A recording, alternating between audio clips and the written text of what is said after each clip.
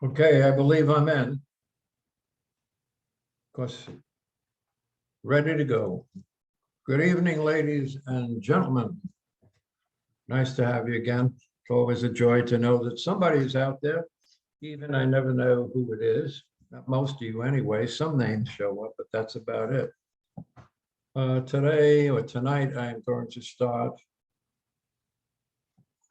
with the treatment. Just give me a moment. I had it marked off. Goodness me. Every time I think I'm in good shape. Oh, here we go. There's one life, one mind, one principle, one power, and one presence. It is creative intelligence. This intelligence guides me, guards me, directs me, and protects me. I'm made of this creative intelligence. It is what I am. It is in me and around me and as me. For it operates through me and expresses as me. I also know what to do, and as a result, I think intelligently. I act intelligently. I'm open and fully receptive to uplifting, life-affirming ideas. I recognize these creative thoughts for what they are, and I process them. And so it is. That and the reading I'm about to do is from a book called Reflections and Treatments from Science of Mind Doctrine by Phyllis Deiser, and about to be published by one Mr. Michael Chambers in the very near distant future. It goes like this. Well, hi, everyone. I'd like to talk about something that may not be easy to face and may even be painful for some of us. I've read about it, and I've seen it firsthand in family members, and over again in the chaplaincy program at Memorial West, where we volunteer. So here it is. Once again, you have received the best gift you can ever get, and you get this gift every day, no matter who or what you are, no matter what happened before. You have a chance to do it again and make it better and newer. Well, by now you must have guessed the gift is today, but it's even more than today. It is life, L-I-F-E, and still even more than that, it is the very G-O-D force in you. Many people have begged for just one more day when they realize the end is near.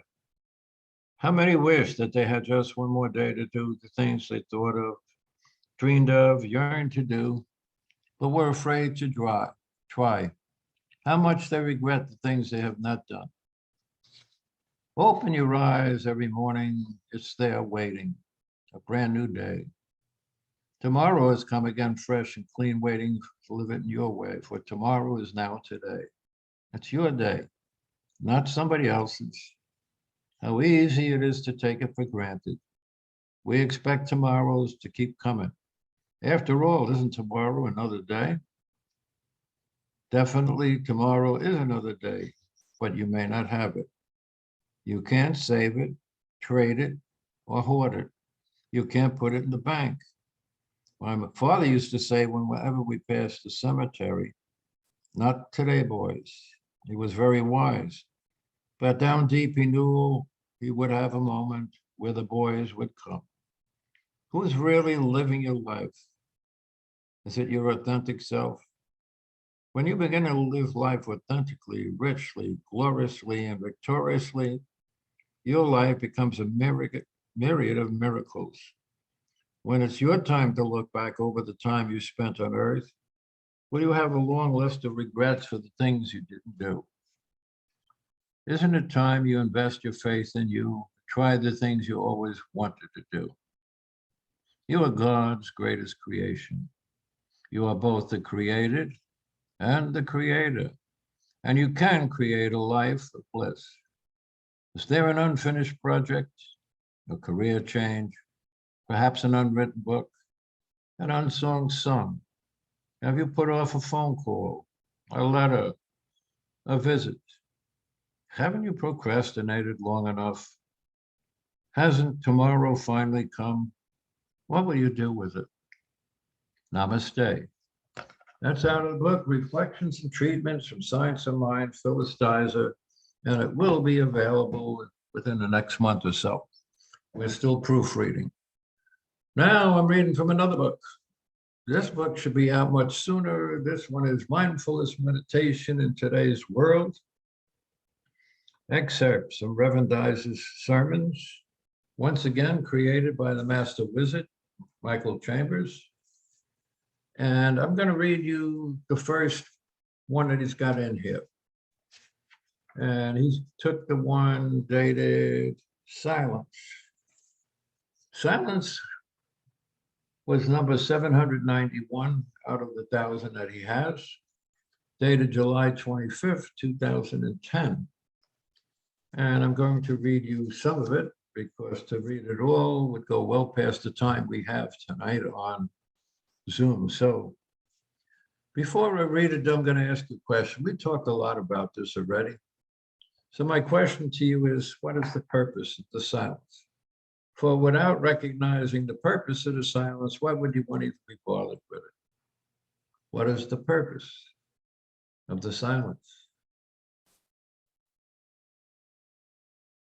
Yeah, what is the purpose? Well, the purpose, according to this reverend, and possibly a lot of others, but at least this is my opinion, is to make contact with the very essence of what gave you life this morning, and to be quiet long enough to allow it to speak to you via the gift of mind.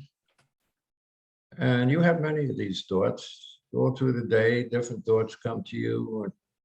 Have you ever thought, where are they coming from? Where are they coming from? Who's talking to me? We'd like to think we're talking to ourselves, but the truth is, we don't know what we're being told, so it can't be just from ourselves. It's got to be coming from something. And our belief is coming from the God creator that created us. This is the place where we can speak to the source of all things, future, past, present.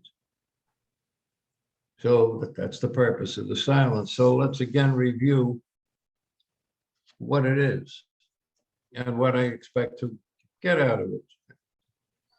So in the silence, I found that when I get myself into that arena, everything just happens. And it happens. And it's absolutely wonderful. But so many of us, and I know many have, because I had quite a few people in our center over the years, the answer for them was very simple. I tried it. I couldn't do it. It didn't work. But the most important one is I didn't have the time. I simply do not have the time. Well, we ever recognize every minute, every day is time, so you have plenty of time. You make the time. You make the time and you make it with a steady purpose in mind. So how about making the first purpose, allowing yourself to become quiet and begin the process of the silence? I have a treatment that I borrowed for this book, for this chapter. I'll read it. And this is the purpose of the silence. I awaken to the spirit that is within me. There is a power and a presence with me that knows the highest and the best of everything for me. Divine intelligence feeds new and creative ideas into my mind at all times. Divine love stirs my heart and it touches my soul. Divine wisdom guards my life and speaks to me through my intuition. I take time to listen to that inner voice, for I trust its messages. I am eternally connected to spirit, and its guidance is always present in my life. I take time to be still and feel the presence. I trust my emotions and have the courage to follow their lead. I listen to my higher wisdom and I'm willing to take the risk. I walk through life with faith and trust, knowing that my inner being is one with God. If I have questions, answers are given. If I'm facing challenges, I receive love and I receive strength. Whatever comes along in my experience, I trust that inner voice because I know it is the very voice of God, my creator. And now I release these words with joy and thanksgiving, and so it is. Right within that treatment is why you go into the silence. It is the resonance of the eternal, the God force, that which gave you life. Why wouldn't you care to go there? If that's the only place you can get the truth about yourself and opinions that are not justified or acknowledged by our humanists. It is our creator. So allow yourself to become quiet. Become quiet. Well, how long should I become quiet? Well, advanced meditators suggest you go and do 10 to 20 minutes minimum every day. But I found out during my lifetime, truthfully, I didn't much have the patience. I had all the time in the world, but the longer I attempted to stay with it, the quicker it would go out. So my opinion is simple. Just take the time to be quiet and allow an affirmation. That's a short statement of truth coming from within you to arrive right on time and say it 2 or 3 times until it firms up in your mind. That's a product of the silence. That can happen in 1 minute, 2 minutes. I do it frequently in the car, particularly before I leave to go anywhere, just quite amount of time asking for guidance and direction. And I can assure you, I have had at least 3 or 4 situations where it could have readily been a serious accident and avoided them because I was told in advance to either avoid an intersection or was just sometimes safe for myself. I didn't even see them, but they stopped. But in order to go and really do good work with the silence, you require the perfect affirmation, the perfect prayer. You can use it as a mantra if you choose to. Anybody care to guess? What are the 2 words? Simple. Thank you. The most perfect prayer of all prayers. Thank you to the Creator that gave you life today, to the Creator that is with you at all times, protects you and guides you. Thank you for everything you have received in your life. Thank you. It's all as a result of creation, of a creator. And thank you sets off some kind of chemical in the mind. The doctors call it dopamine. So you can start silence when you wake in the morning, just be grateful for the gift of life. And be fully aware by just sitting silent for a few moments after you say thank you. You are practicing the silence in the presence of God. By doing that, it says, I give thanks for the gift of life and the opportunity, because it is an opportunity to practice the presence of God in me and as me and through me. These short little periods of silence, you consciously become aware of the good that's in your life. The more thank yous you can find at the end of any given day, the more dopamine, which is, by the way, what raises you up and makes you feel real good. And it also makes you look for all the good during that day and in your life. Every time something good happens, just say thank you every single time. Along with that, we have a Tibetan bowl that is in our vestibule when people used to come in that has an incredible sound. As I leave the house, I hit it. I hit the bowl and stand for a second and just listen to the sound, which goes on and on and on. And I dedicate my time to our safety and know I am protected. When I return to the house, I do it again. And I say, thank you for bringing us back home safely. And we are glad that you have protected us throughout the process. That's practicing the silence. But if you really want to get into it, then you can set it up.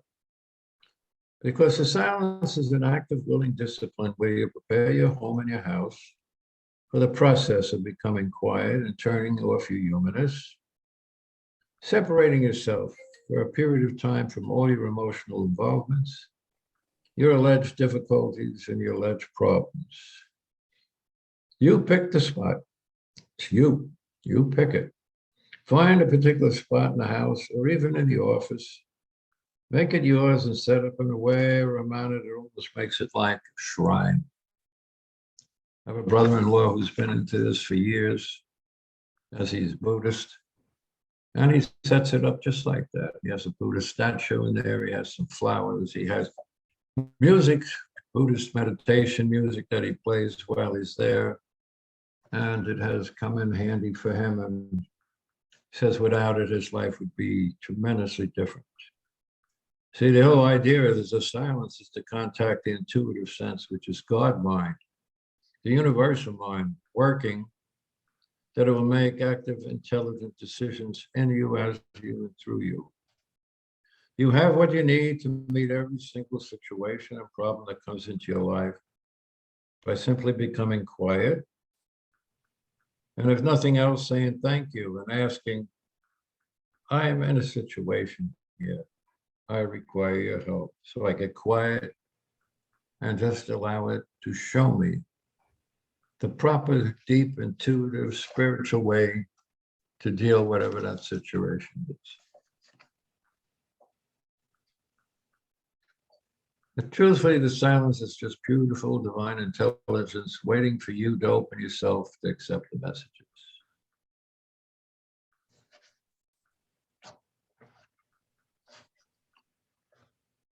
The other aspect that is phenomenal is, and with your humanness, you have some place to go, which is readily available to you and unique to you and you only at all times.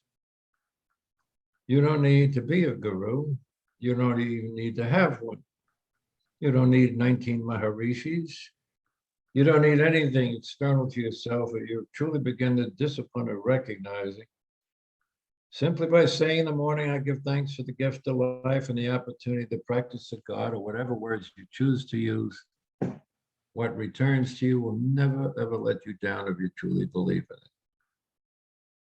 Like everything in life to put you where you are today, all the habits you have created, you trust and you live from, all learned. So when I have time to become quiet and go to that place that says there is a power and presence within me that knows the highest and best for me, that's a very important promise. And then divine intelligence begins and feeds me new and creative ideas direct right into my mind. If you have a question, where did that idea come from?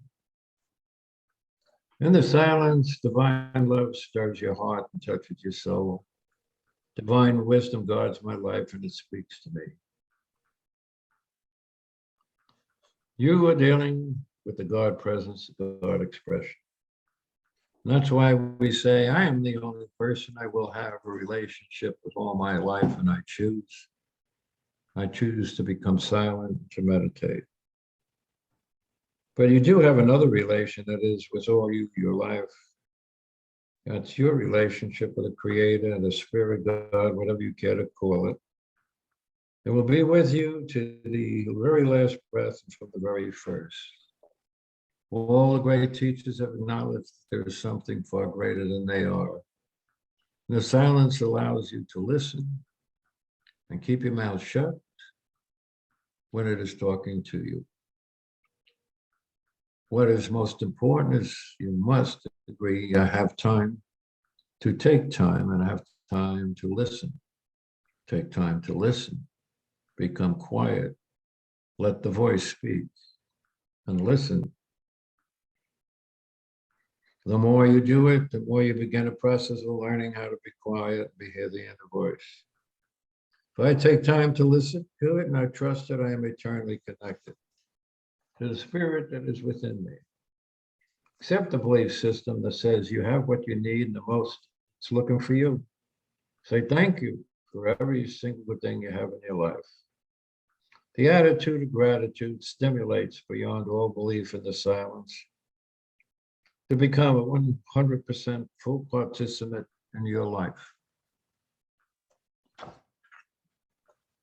That's the first of the 8 that's in the book called Mindful Meditation in Today's World. And that book is out. Well, will be out very shortly. We just did the last proofreading.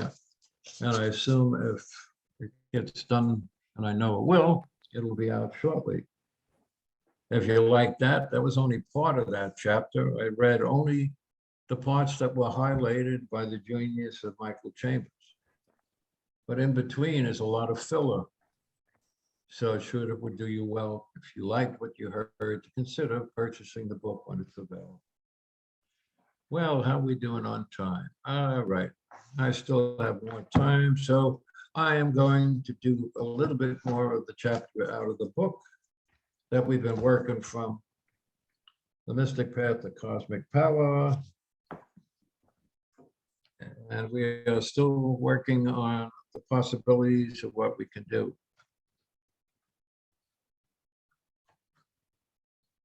You can be certain of one power, and that's the power of choice. You can choose to turn your life in the opposite direction.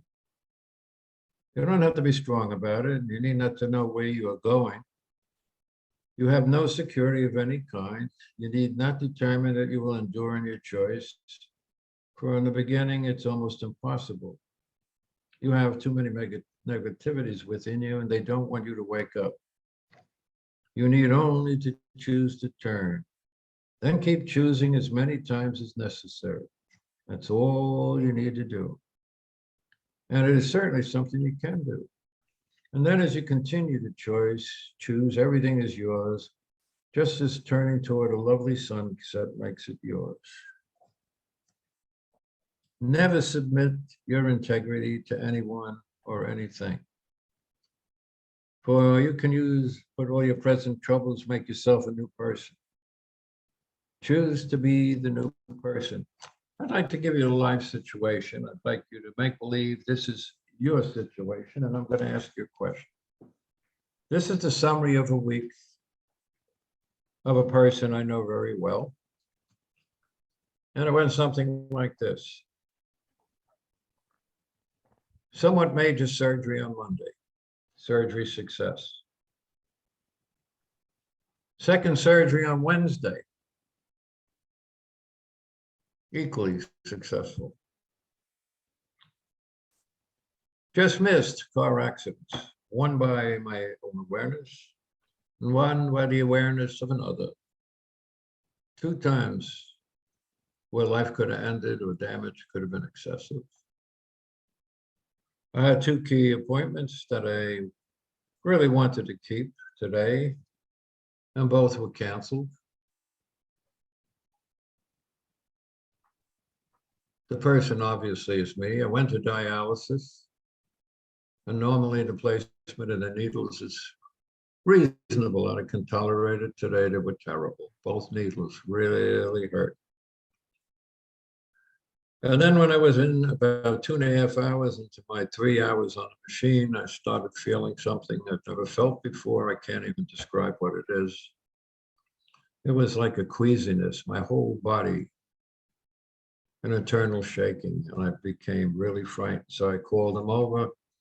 They checked the machines. They said that was all good. They checked my pulse, said good. The heart rate was 78. That was good. Everything appeared to be going fine, but no explanations to what I was feeling. Now, if that was your day, here's the question. How would you label it? What would you call it? Somebody said to you, how was your day today? What would you answer? Oh, it was okay. Good. Lousy. What a miserable day. And then tell them everything that happened.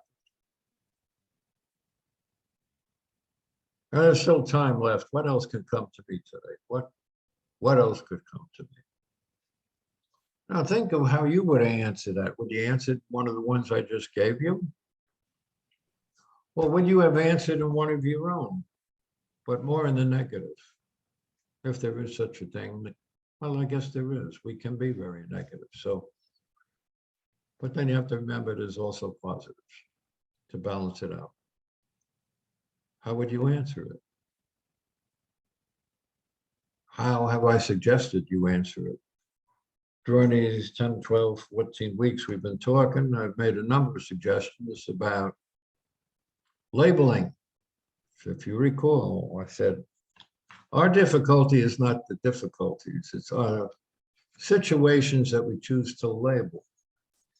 And we have a lot of choices. You can label them good or bad. You can say they're mistakes. You can say they're okay. But what was my suggestion? Begin to recognize that you are labeling, and your labeling is what affects you and your emotions. And your emotions are energy in motion, and they can create perfect equilibrium in your beautiful human body, or they can cause a great distraction. And ultimately, if it happens enough, can cause disease. Listen to the word, dis-ease. It can make the body uneasy, dis-ease. So what was my suggestion? Don't label. Labels are not required. If anything, call it a life situation, a presentation of opportunity to go and experience growth on how you handle the situation. Yes, how you handle the situation. Do you do what you always done? Panic, become upset, become annoyed, etc., etc., etc. Well, I love that so much from The King and I when he said that, etc., etc., etc. It's one of my favorite lines. Another one is not my department. When I get too involved in all the extreme and outside noise, not my department. Thank you very much. I prefer thinking of peace, love, and joy. If you got a label, pick those. How about peace, power, love, joy, beauty, light, wisdom? And then what do? You do what we were just talking about. Become quiet for a moment. Many moments, depending how bad the situation is and how much help you think you need. The more you need, the more you go inside looking for it from the intuitive sense that has been with you from the day you were born. It's creative power that gave you life this morning. It's the same power that by giving you life this morning gave you the clean page to do and respond to any life situation the way you want. Since we started this any number of weeks ago, have you changed anything in the way you handle life situations? Are you still labeling? How about people? You label too tall, too small, too fat, too thin, too ugly, very stupid, missing the brains. You label them with intense negative possibilities instead of reminding yourself that we're all one, that no matter what it looks like externally, they are one with the same creator that you and I are. And that by us becoming quiet and seeing nothing but the good for them, only the good is to be seen for them, you can change the entire energy flow in their own human body. I live here in Century Village. 14,000, well, there used to be 14,000 senior citizens. That meant at that time, the age to get in here was 65. They opened it up now, so a lot more younger people are coming in, so they're still working, they're still going about life. But there still is a strong preponderance of seniors. Many in the upper 80s, 90s, 14 of them in the hundreds. So the possibility or probability of some form of illness is much more believable for them. So ambulances are on the property to assist and help them to get to the proper place, the proper time, and to be helped with whatever the condition is. Whenever I see an ambulance drive up, the first thing I do is I say to myself, it's all good. Whatever it is, it's all good. If the possibility is all good, it means this ambulance will be the main source to continue to allow them to have life. But it'll get to a person who intuitively and by study will know how to help them and give them more time. That's how you can use this teaching. Always see the good. How about right now with the situation in Ukraine? Everybody's going, why? It's not for us yet to know why. There might be some people who have the ability of clairvoyance and they can see it. But if they told everybody, we'd probably just poo-poo it and tell them they're nuts. Don't listen to them. But it is my belief that this has to play out. Already it has done so much. It has united countries that 3 weeks ago were not even talking to each other. Each country on its own, each one disagreeing with the other. Right here in our own country, millions that still won't take the vaccines, even though they're saving thousands of lives. 900,000 people dead that could have been alive or had a possibility of life. But the truth is, we're all going to die, and that must have been the way they were supposed to. But that doesn't mean you don't take what's available to help yourself. For the intuitive genius and all the scientists that came up with formulas so quickly to something so complicated has to be intuitively guided in the deepest place. Are you willing now to go and do the work that has to be done? Because remember, I am the only person. I will have a relationship with all my life. And therefore I choose. That has been promised to us by Jesus, who became the Christ. It is done unto you as you choose. It's our choices that has produced our life to this day. It will continue to produce our life to the day we depart. If in the 80s and 90s, unfortunately, I guess you say, well, it's closer to the day you're going to go to the day that you were coming. But reduce that to a minimum by constantly being in contact in the silence with the creative genius that you represent. I trust you enjoyed this talk this evening. I was told by Michael that after he started reading it and what's in the book is dramatically different, but that chapter that you heard tonight was in 2010. I had a lot of time to go and look inside. Be intuitively guided to grow, to learn more life experiences, more situations to challenge them and not be afraid of them, but recognize them as opportunity to grow. So possibly this talk I gave earlier on the silence is very different than what I did in 2010. It's appropriate, it's proper, and it's good. I would like to believe it's better than 2010, but like I said to Mike, it could be worse. So you don't have to worry about either one. Just buy the book and you'll get the best right now. Blessings, people. Blessings, blessings. Good health for the whole week. And I will see you next week.